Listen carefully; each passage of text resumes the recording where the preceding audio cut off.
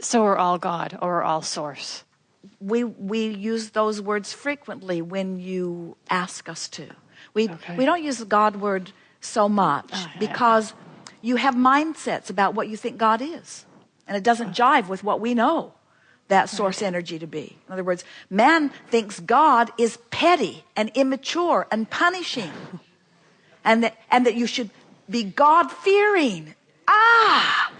God-fearing? Are you kidding? Are you kidding? God-fearing? Why would you fear this energy that adores you, that holds only well-being for you, who knows everything that you have ever been and everything that you are, and is calling you home to the well-being of that? In other words, only love resonates with the word God that we know, you say.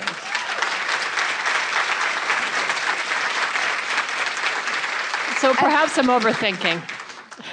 Well, you're like so many people who have mindsets that you've picked up along your physical trail that have never jived. Has it ever made sense to you? Jerry remembers being very young and in church and hearing about a plane crash where a little child died. And the minister who was conducting the church services that day explained how very bad that little girl must have been for God to have put his wrath upon her and the other. It was easier to believe the others were bad in the airplane, but the little girl was bad too.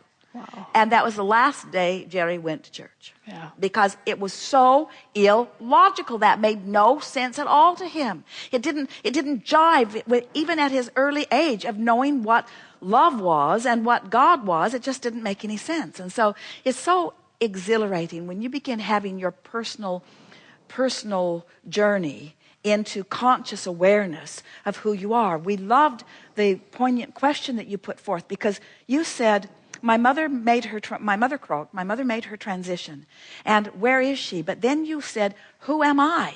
Where am I? In other words, how do I make sense of any of this? Right. And we say, because you know that she has transitioned into non-physical, and because you have felt the resonance of what you've heard us say about what that means, as you feel for that, you're going to find the fullness of who you are.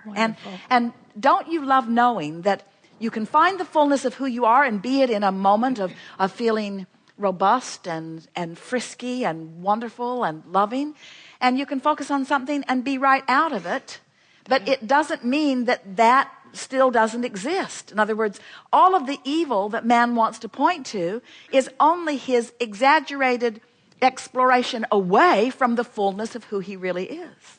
Yeah, thank you. You have come forth as individual personalities intending to hold your uniqueness and play with each other for the purpose of requesting even more experiences. This is an eternal dance that we are all doing, you see.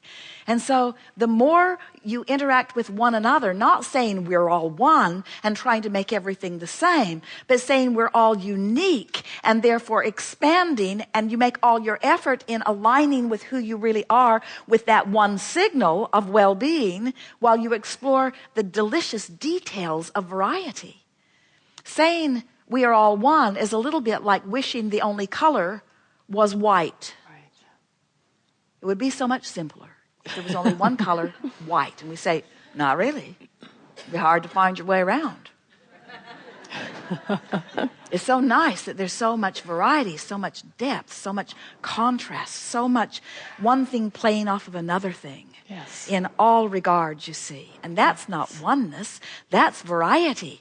That's variety. The oneness is the alignment with all that you have become. So when you really tune in to who you are, you'll tune in to where your mother is, but you still have the ability to focus upon a picnic that you had with her, or a conversation that you had with her when you were both feeling really good. And you have the ability to focus her right in to as poignant and actual a beingness and conversation as you ever had when you were sitting across the kitchen table.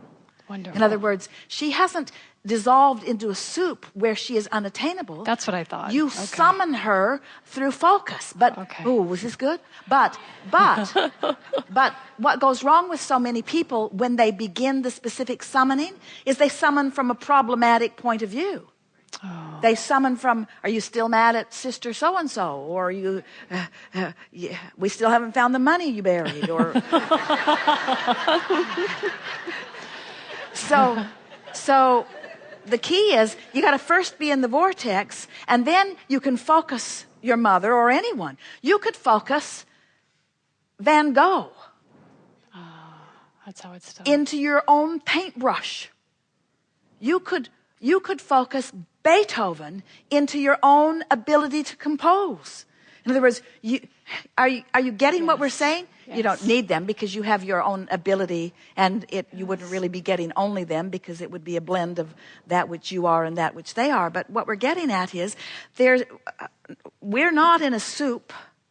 We are in a cadre of vibrational aligned beingness. And we have the ability. Here we are.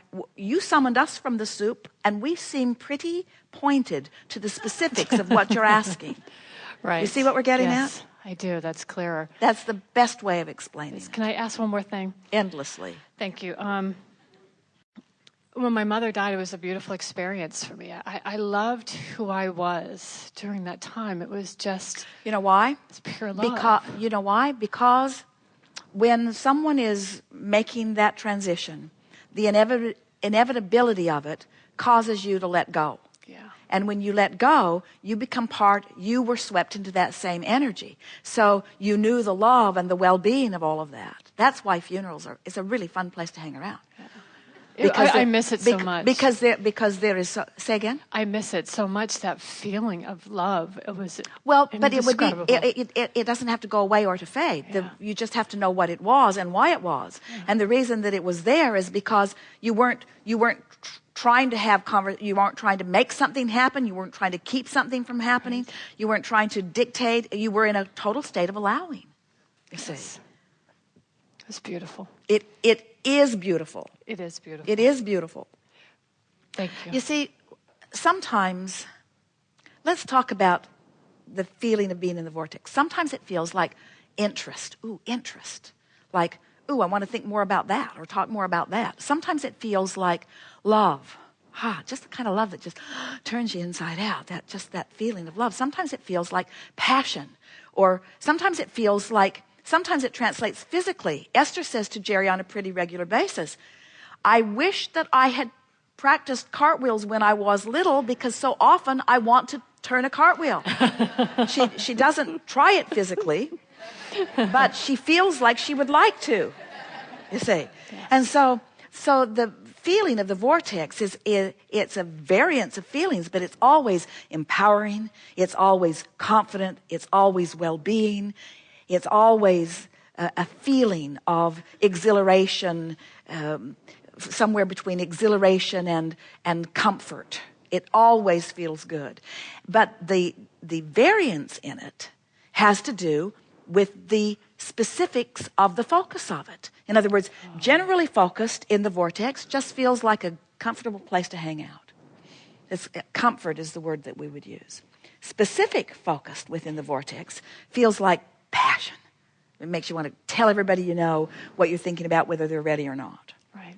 So think about that range of the more specific on either end of it, the stronger the more heightened the emotion, and then the more general, the less heightened the emotion. Okay. So what you were feeling then was some comfort and that feeling of well-being, but as you left the surroundings of that environment and you began focusing on, you miss your mom, focusing on details that you have to tend to, and even focusing on the fact that you can't find her in the way you thought you might be able to find her, now you're not in the vicinity of it, and so that's why you're losing that comfortable edge. Now you understand it. I do. Now you heard everything we said clearly and perfectly. And first of all, you wouldn't have summoned it from us if you hadn't lived the contrast and put the solution there for us to translate for you. Thank you so very much. I'm so grateful.